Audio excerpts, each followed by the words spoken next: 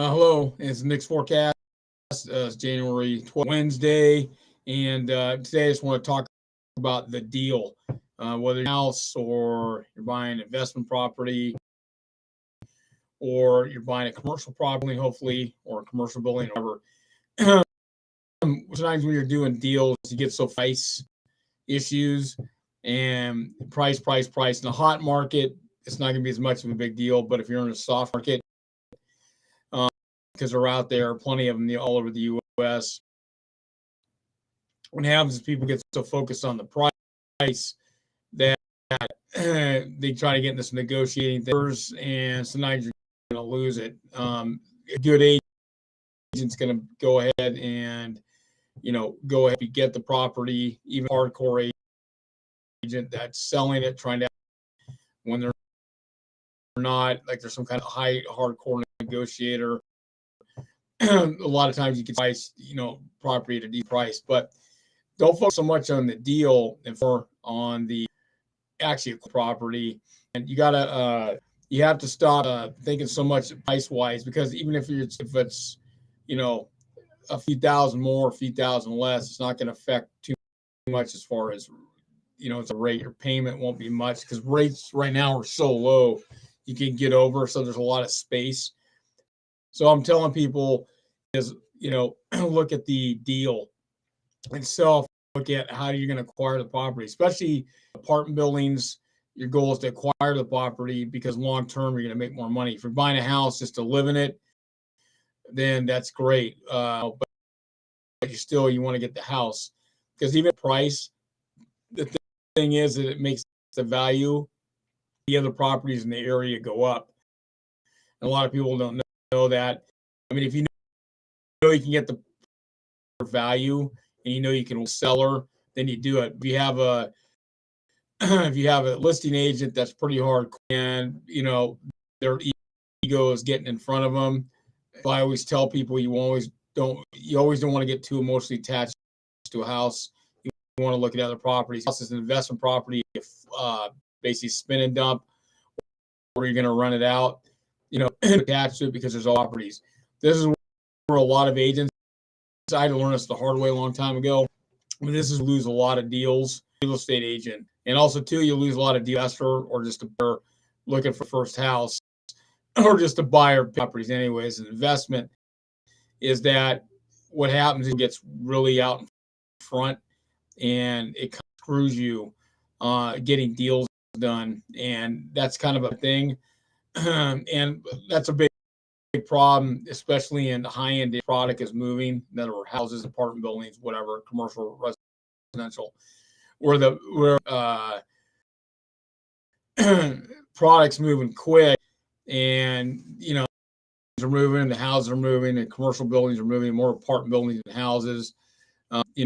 This can be a lot of the agents, and especially your agents, they try to get all hardcore about it. That's why I laugh every time I look at the $1 million listing or New York or some of the other real estate shows where they've got agents love it or listed or some of their shows on there, and they try to come off all hardcore when they're negotiating, because instead of trying to put a deal together, they kind of ruin it, and it happens over and over and over again. I've seen it so many times where I've just walked from deals, and I've told my buyers just to walk and don't get emotionally attached. Just we'll go get another place.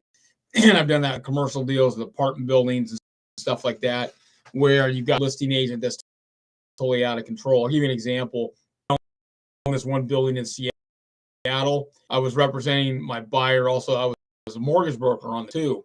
And this listing agent, we were ready. We're putting the deal together because I had another property for this non. And anyways, and it was a good listing in a good area and blah blah blah blah blah. But anyway, so we're sitting there talking with the listing, and the listing agent was trying to swipe my buyer, who's the head of this nonprofit, into having his mortgage broker do the loan. And my guy got up and told the guy, said, "You just killed the deal right on the spot." You go, "This is Nick. he's representing us and he's doing the mortgage for us. You're out of the stage, and I never show his properties again, ever. Trying to undermine me, right? Doing it in commercial real estate, they'll try to do that. Residential real estate, they'll try to do some multiples in some areas, and it's not legal. It's a big charcoal area. Listing agents telling the buyer's reps, the buyer agent, to have their buyer go talk to their mortgage broker, and they're trying to spin a deal for the mortgage broker too, and try to get all this information to them. It's not supposed to reveal anything, do it anyways. These are some unwritten rules that they do. So they're trying to scam your buyer and trying to control the deal down to an ego thing. And it gets really hardcore. And what I do as a real estate agent, you need to be upfront with your buyers before you write up an offer. This is why I go through a checklist, and I go through this with them.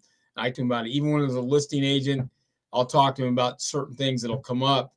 And it's just, one of the things I remember someone I'm with, they were a real estate agent too. They don't live in Seattle anymore. We tried doing a deal, and she was getting all out of control, trying to control it. And negotiator and this and that. We laughed and we just walked, and her house didn't sell. She ended up getting expired, and another agent got it, and it was from a different office. So that's stuff on the table. So the thing is, you got to take your ego out of it, whether you're an investor, you're a buyer, real estate agent, mortgage broker, kind of a different deal.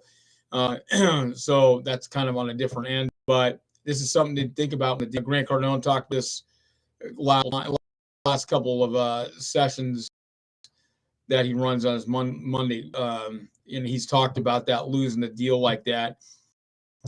Ego got so far out. You want to try the property and keep it. And so what'll happen, people get kind of out of problem is that the real estate agents don't talk about this, because most people are represented by real time.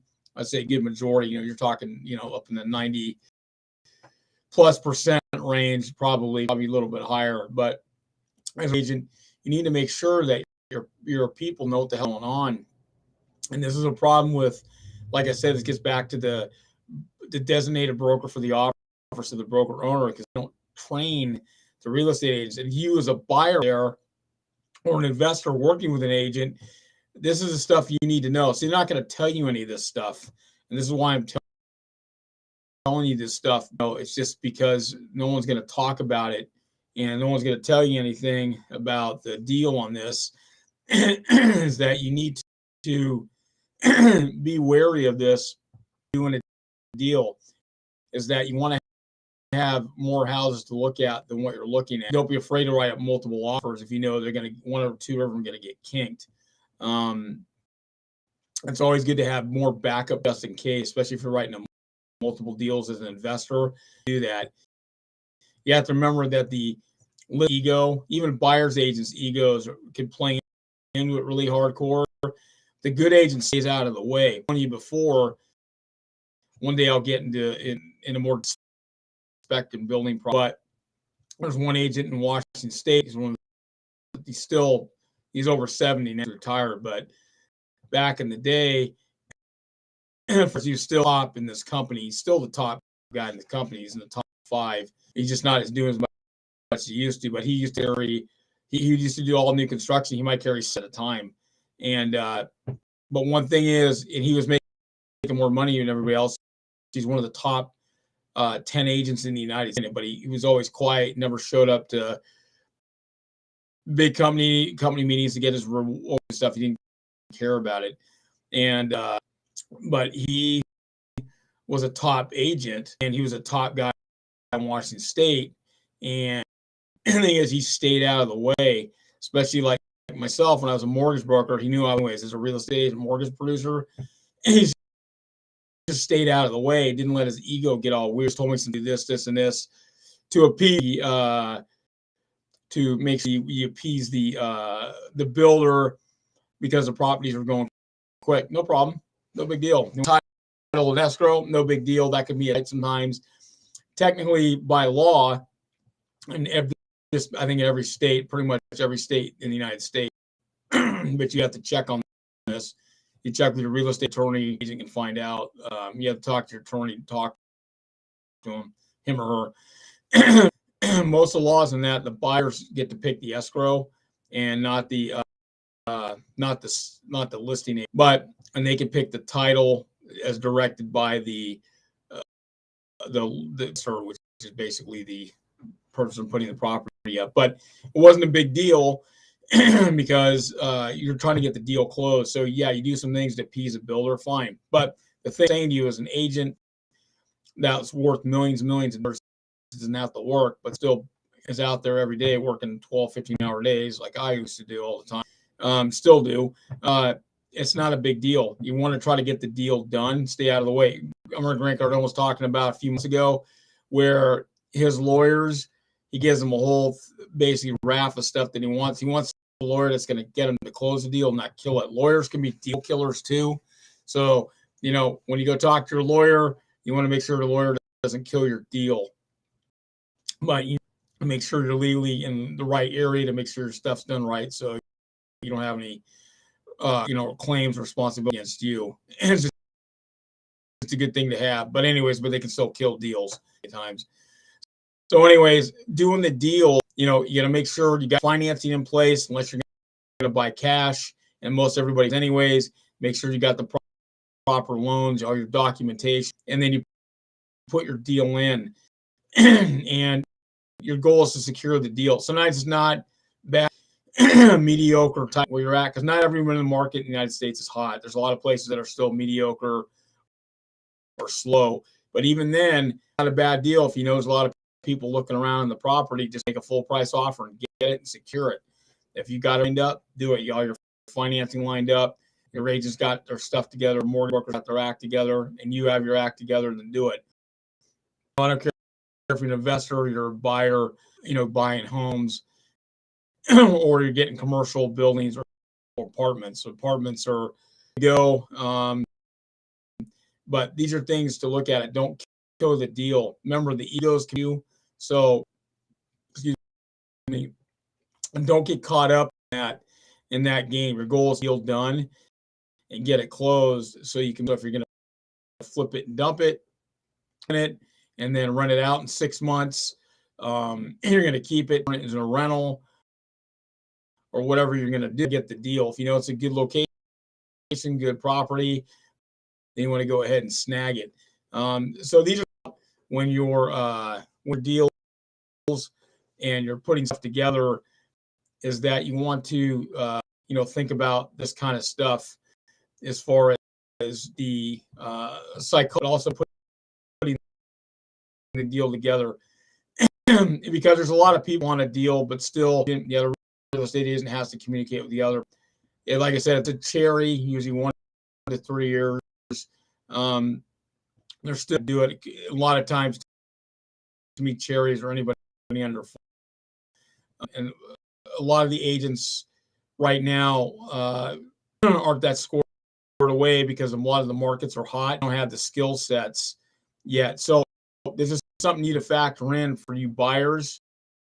People, even if you're going to list a property, even then you've got to know this. And most investors will have agents they've worked for a while, but the investor may call up off a sign, internet ad, whatever, and that may be it.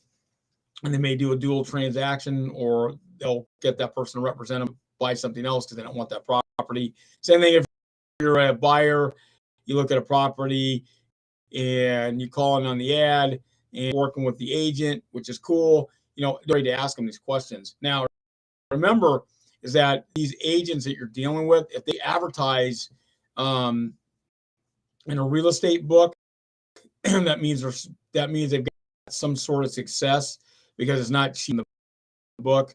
Also, too, if you see a agent that might like because they have a decent webmaster, whatever, doing some of the work, or company doing their stuff, and it pops up like on a Yahoo or Report or MSC site or CNN or Fox or whatever, that's pretty good. And a lot of times they have to spend a lot of money to do that, just to build that out.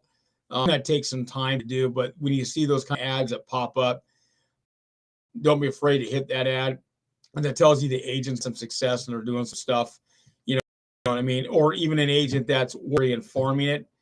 And those are agents you like to talk to, especially ones that do farms like I used to do, because I used to have big farms I used to do, me and my cousin, for listings. A lot of stuff that's going on behind the scenes in those areas you don't know about. What buildings are going up, what government stuff's going on, who's building. This one agent's putting up 5 houses, no one knows about it because they're still getting approved, whatever. But these are things because you might want to take that and buy one of those houses, because it's right now the interest rates are real low. They're going to go up here before too long, and they'll probably be quarter, half point bumps. Too much of all this COVID stuff going on. So that being the case, they're going to have to take some of the sales, and the economy will slow down a little bit. And that's okay, because it means that more inventory is going to look at. Mike Ferry talked about it. He's one of the top trainers in North America. And he talked the other a few days ago, well, now it's a couple weeks ago. Anyways, and he's right on it. So, he's talked to some pretty high-speed mortgages and banks out there that do a lot. Focus on the deal, getting the deal. If you're doing multiple deals, focus on those multiple deals. Your goal is just to get the property. But remember agent egos. You got to remember agent egos, especially when you're dealing with the listing agent. Those agent egos could get in the way. A good listing agent's going to take the offer and then go and about it. When you watch some of these TV shows, they get all, no, we can't take this, we can't do this, blah, blah, blah. They haven't even talked to their seller. Already violated their state law, lose their license for that if anybody ever complains. They never. That's one thing. Is I used to get offers on deals on houses or apartment buildings or whatever I was doing. I just get it, tell the agent, hey, all right, I'll get back to you. A hot house that you're trying to go after, you're gonna have to put it in there, and you'll do that. That's kind of a big deal in a lot of areas. There's a lot of escalator clauses in there, but they're still looking for the all cash deal. But if you're in a mediocre area with a lot slower movement than a lot of big cities, or a lot slower, there's a lot of deals that can be had, and you can find some good stuff. So like I said, and that's actually more advantageous. If you're an investor and you're buying in a real hot area, I would start looking at, right now, this thing's cool, start looking at other mediocre areas that'll end up going, hotter areas are going down. I used to do that, buying properties in hot areas. I would run 100 miles the direction, mediocre or slowing, or an area that wasn't as fast, and I started buying there. I knew that was the next area I'm going to hit. So that's a location intensive thing. But see, I could get the numbers and I could study them and see, and I could get this from the cities and the state. A lot of the stuff, even on the base company, I could pull up areas and I could check them out and I could see what was going on. And you can do this. You got a real estate agent, they'll score you away. Now, some states are pretty hardcore about you'll have to pay for it. The agent not the so you have to give the agent some money to pay for it. But it's because you can totally work it. So why I tell you this is just something for you guys to focus on for your doing deals. Sorry, checking business stuff. Anyways, it's just one of those things for you to focus on doing is start looking at other areas, away. So like if I was in the Bay Area, I'd start looking, not down San Jose, Santa Clara, their average price is 3.1 million. But going into Alameda County, good. I'm going to go further than Contra Costa County, and I'm going to go further up there. I-5, go past Truckee, in certain parts of Sacramento, and go outside Sacramento 30, 40, probably 50 miles out of there, and that's where the people and population start to move is towards the Oregon border. And there's other areas in the East Bay. You start looking at Riverside, Ventura County, start going up towards St. Louis Obispo County, Bakersfield, Fresno areas in Central California are getting to be better and better. And there's a lot more moving, especially buying apartment buildings. I'd start looking at in San Diego County. I'm just giving you areas. Puget Sound, Seattle, and the east side is pretty much is pretty rock. But if you go further down I-5 into Thurston County, and if you're going up I-5 past, basically some parts of Pierce County are still good. King County's pretty hardcore. The Snohomish County, a lot of hardcore. Up to Linwood, we start going to Skagit County, past Mount Vernon, some of those areas, especially Philippines, is a good area to look. As more people are, and they're commuting to Boyne and Everett. Portland's the same thing. You get outside of Portland, you're head down I-5. You go on some of the other highways towards Eastern Oregon. So I'm just giving examples of areas to start looking at. Go beyond what you're doing. Start looking at spreading further out and driving further out to find apartment buildings or to find houses that you're gonna spin and dump or whatever, or houses you're gonna buy and rent. And also, too, this is another thing for renters. Not for renters. This is for investors. If you're gonna buy a house, remember this. I learned this a long time ago when I started real estate from this one guy that taught me some stuff in real estate before he got fired, like I did from this company. Anyways, but he owned a lot of estate. Okay, and one thing he always told me when you buy houses, because he owned apartment buildings too. So when you buy houses, make sure it's a 3-bedroom, usually 2-bath or 1 3/4 bath, 2-bath, 2.5 bath, but has a fireplace in the house. So it's a 3-bedroom, bath or 2-bath or more, and has a fireplace.